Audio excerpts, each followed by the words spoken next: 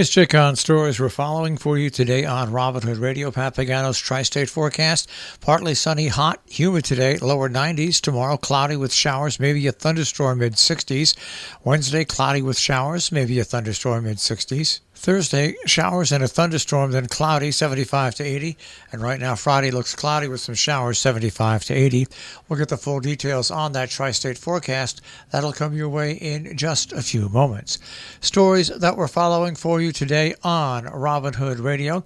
Sharon Audubon Center event has recognized excellence and announced an addition, as reported by Ruth Epstein yesterday on the Republican American Report.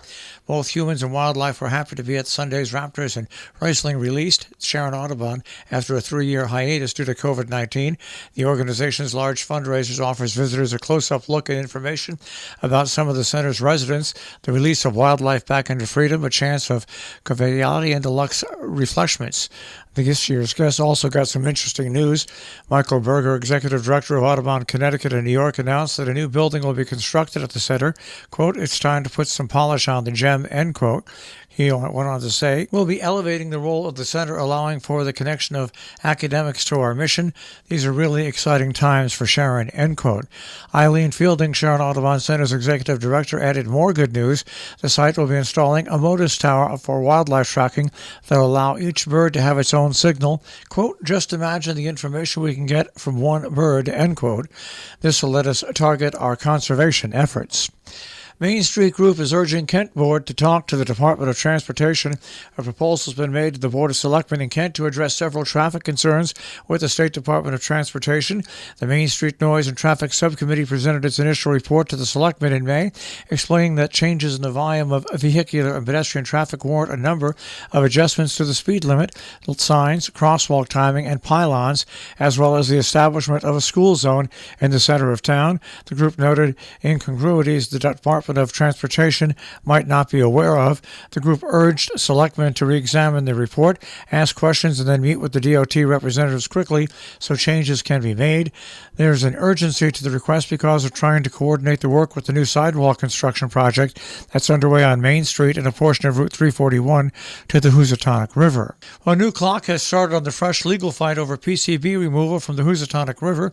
From the Berkshire Eagle, lawyers are gearing up for the next and possibly last legal fight over the government's plan to remove toxic pollutants strewn into the Hudson River decades ago by the General Electric Company.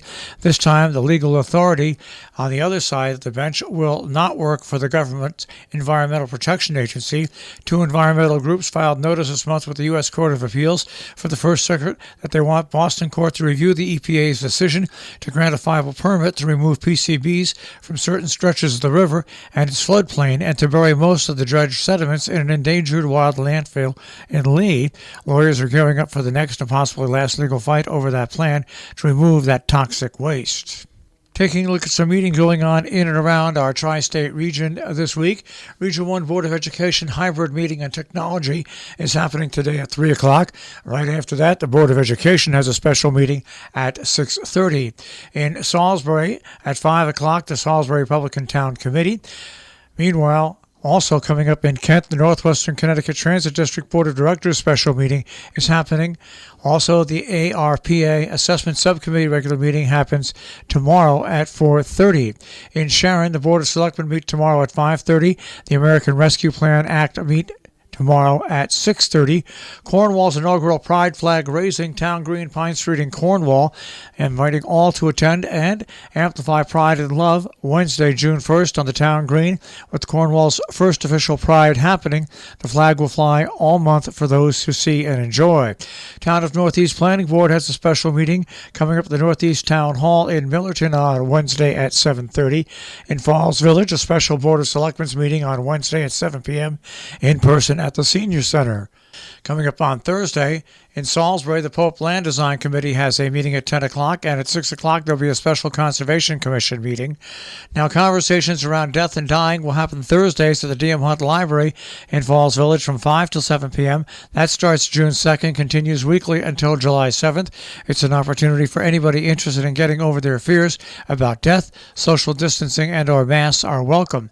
Ancrum Planning Board has their meeting on June 2nd at 7 p.m. Columbia County Household Hazard Hazardous Waste Collection Day is Sunday, June 5th from 8 a.m. till 1 p.m. at the Columbia County Fire Training Station in Ghent, New York. In Sheffield, the Select Board meeting happens on June 6th at 7 p.m. Meanwhile, Household Hazardous Collection Day in Connecticut is June 4th from 9 until 12 noon. Falls Village Public Works Garage. It's good for residents in Falls Village, North Canaan, Colebrook, Cornwall, Goshen, Harrington, Kent, Litchfield, and Norfolk, Salisbury, Sharon, and Torrington. You must have a ticket to participate. You get that from your town hall by June 3rd, or you'll need to arrange to pick up a ticket with a selectman in their offices. Our business brief, underwritten by Morgan's at the Interlaken, interlakenin.com. You'll find nightly dinner specials. Also, you'll find them at Facebook and on Instagram. And by Salisbury Bank, salisburybank.com. Dow Jones Industrial Average starts off today at 33,212.96. The NASDAQ starts off today 12,131.13. And the S&P 500 at 4,158.24. We'll take a look at the tri-state forecast. That'll come your way in just a few moments.